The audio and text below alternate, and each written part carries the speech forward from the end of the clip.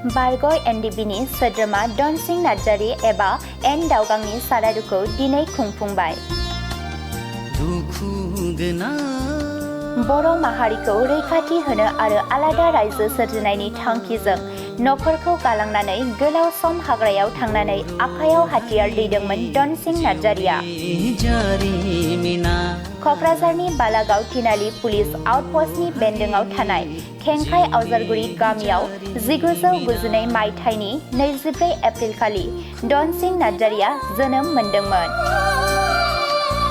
बै समनि एनडिएफबिनि आफादगिरि सायखं बसुमतारीजों गोलाव सम लोगोसे थाफानानै गावखौ बाउसोमनानै एनडिएफबिआव हाबा मावबोदोंमोन। थांनाय 2020 मायथाइनि बिटिआर गोजोन गोरोबथाजों लोगोसे उदां अख्राङाव ओंखारबोदोंमोन एन दावगाङा। बेनि उनाव नखर आरो समाजजों गोरोबनानै नखर संसार दानायनि हाबा मावबाय थानाय समावनो एन दावगाङा गोब्राब बिगुरनि बेरामाव गोग्लैयो।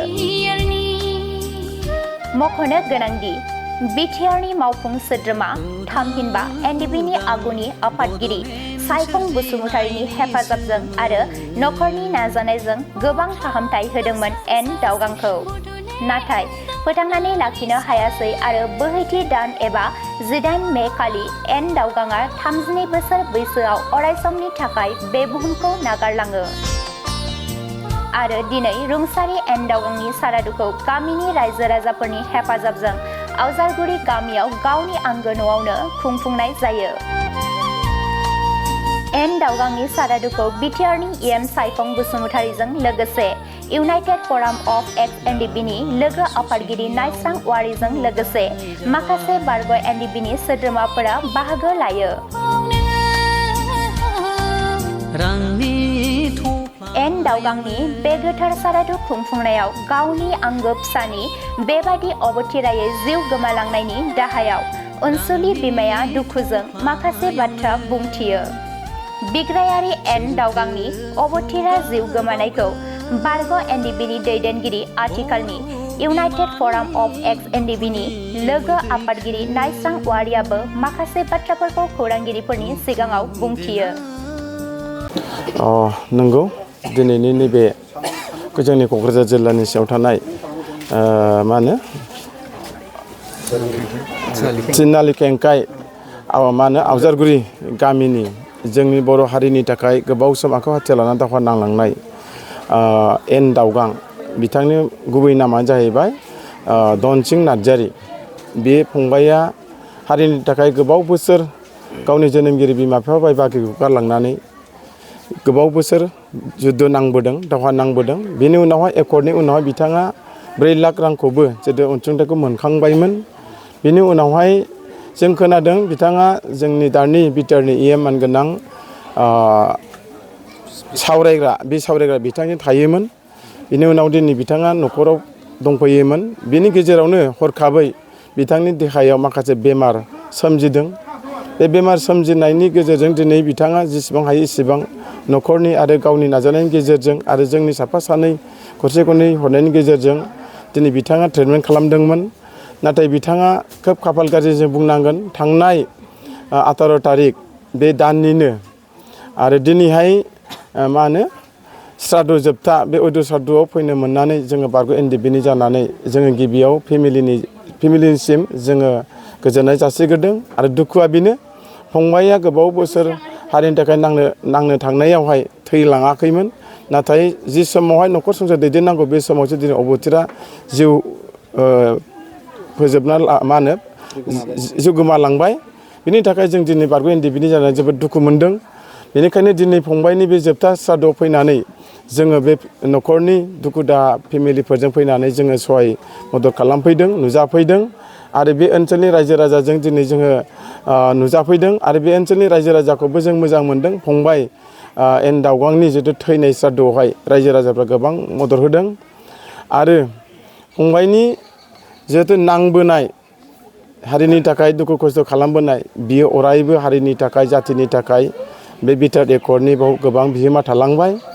दा हारिनि जितु नांलांनाय बे बिहोमानि गेजेरजों जों खावलायदों जे जोंहा दिनै फंबाया फैसा मोनखांदोंब्लाबो जोंनि दानि बिटिआर गभर्नमेन्टनिफ्राय सोरबा जुदि अननानै नैबे फंबाय एन दावगांनि मुङावहाय जुदि नैबे बिथांनि दरखं मोखाङावहाय जुदि मुंख्लं खाम्फा लुनो थाखाय बा फिसा थम लुनो थाखाय जुदि सोरबाफोर जुदि अनसुंथाइ हरोब्ला बेखौनो आङो दिनै बे बारग' एनडिएफबि जानानै सासे सिनियर हिसाबै आं दिनै बे सादुआव फैनानै आं खावलायदों जाहाथे अननानै जाहाथे एसे दान हरो बेनि थाखाय मावफुंनो थाखाय आरो जोंनि बारग' एनडिएफबिफ्रा बा दैदेनगिरिफ्रा बे न'खरनि गिबि फिसालामोन दायो बे फंबाय सानै थालांबाय जोनोमगिरि बिमा दङ बे जोनोमगिरि बिमाखौ जोंनि साफ्रोमबो बारग' एनडिएफबिफ्रा बे फंबाय दावगां गैया होननानै जाहाथे बे न'खराव जाहाथे कमिउनिकेसन लायालासिनो थाया बेखौ आङो दिनै नोंथांमोननि चेनेलनि गेजेरजों फंबाय दावगांनि न'खरावहाय फंबाय गैयाब्लाबो जोङो बाहागो लाफैनांगौ खबर लाफैनांगौ आं बेखौ नोंथांमोननि चेनेलनि गेजेरजों खावलायनाय थाबाय जोबथानायावहाय फंबाय दावगांनि जिउ सोलेरा अरायसम सोरगोआव आलो गोजोन जायगा मोन्थों आं बेखिनिखौनो बारग' एनडिएफबिनिफ्राय खावलायनाय थाबाय आरो अरायसम नैबे दावगांनि बिमाया अरायसम गोजोन खुसि न'खर संसार दावगालांनो हाथों बेमार आजाराव दाभुगिथों बेखिनिखौ आङो दावगांनि फेमिलिनिसिम आङो बारग' एनडिएफबिनि जानानै आङो गोजोननाय जासिदों आरो इयुनाव जोंनि सुबुंफ्रा जाहाथे गावबागावनि देहाखौहाय सोरबाफोर जुदि माबाफोर जादोंबा थाबैनो नायनानै जाहाथे देहाफोरखौ फोसाबना लायो बेखौबो नोंथांमोननि चेनेलजों खावलायदों आरो बेजों लोगोसे जोंनि बारग' एनडिएफबिफ्रा लोंला जाला बेफोरनिफ्राय जाहाथे एसे गाव गावखौ बासायो बेफोरखौबो आं खावलायदों आरो माखासे एन्टि ससियेल खामानि मावनायफोरखौ जाहाथे बेफोरनिफ्राय उदां जायो बेफोरखौबो आं खावलायदों जोबथारनायावहाय फंबाय दावगाङा अरायसम इसोरनि खाथियाव जायगा मोनदों आं बेखिनिखौ नोंथांनि चेनेलजों खावलायनाय थाबाय थेंक इउ नांनो थांदोंमोन एनडिएफबि महरै न'आव फैफिननायनि उनाव अबथिं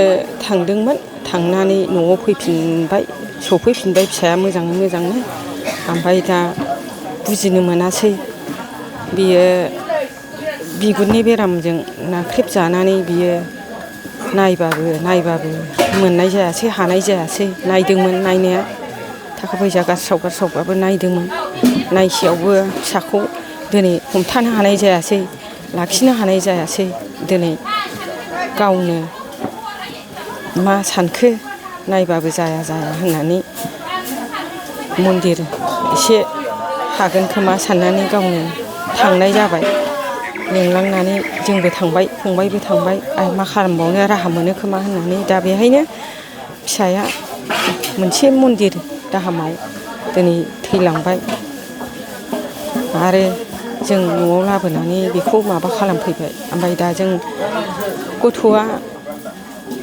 बिराद खामानि मावनाय माबा मावनायबाबो गासिबो हांमा थालांजोब्बाय आरो गावनि बे एसे खाथि खालानि गावनि लोगोफोरखौ लानानै एसे दैदेनलांनो होननानै खामानिखौ मावनो होननानै लादोंमोन दा बेखौबो मावजोबलांनो हायासै आद्रा थालांबाय दा बेमाराव गोलैनाया बेसे गोबाव बेमाराव गोलैनाया बियो दिनैसिम बोसोरसेयानो जाबाय 9 मास फुरा जाबाय आरो हामलायबाय मोजाङानो हामलायबाय हामनानै आरो जाखारफिनबाय आरो जाफिननानै कचबिहारावबो थांबाय आरो बेहायबो माबा डाक्टार हमलाय अजा एसे हमलाय बावबो स्लिम हामलायबाय हामनानै आरो जाखारफिनबाय आरो बावबो बिदिनो डाक्टार हमनानै आरो हामलायबाय हामनानै आरो जाखारफिननायाव दा राहा मोनासै आरो दा जै जाबाय एसे राहा मोननाय बायदि साइसआनो नङै जानानै थैलांबाय आरो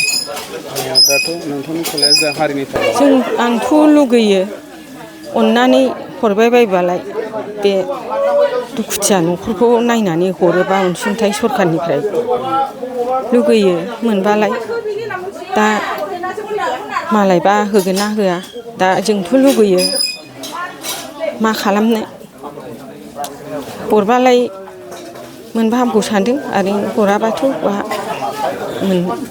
दा बेखौ आं सानो सनाफोर गावसिनि खोथा जाहैबाय दा आं मालाय मा बुंनो रोंनो आंबो बुंजोबनो रोङा नायनायालाय नायदोंमोन फिसाखौ खिन्थु हामनायनि राहाखौनो मोनै बायदि जानानै गथ'आ बेमारजों नाख्रेबजानानै गोमालांबाय आरो दा आसा थाबाय फिसाया संसारनि जाबाय दे माथो खालामबावनो सनाफोर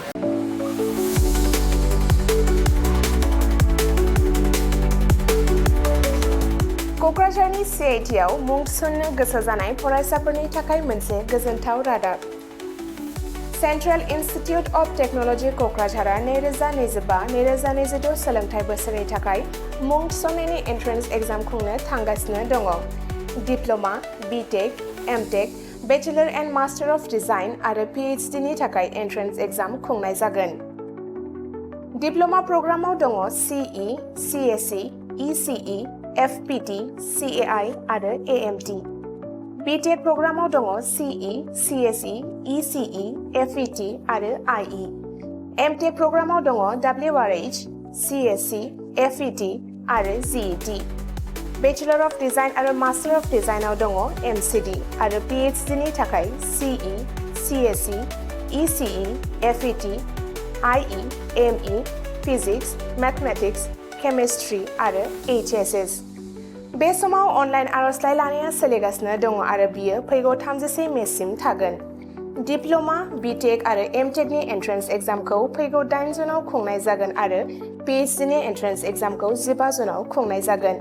आबुङै मिथिनो थाखाय एडमिशन सेल CIT क'क्राझारनि मबाइल नम्बर 9365031406 आव सुलाद लानो हागोन एबा query 2025@cit.ac.in आव इमेल खालामहरनो हागोन।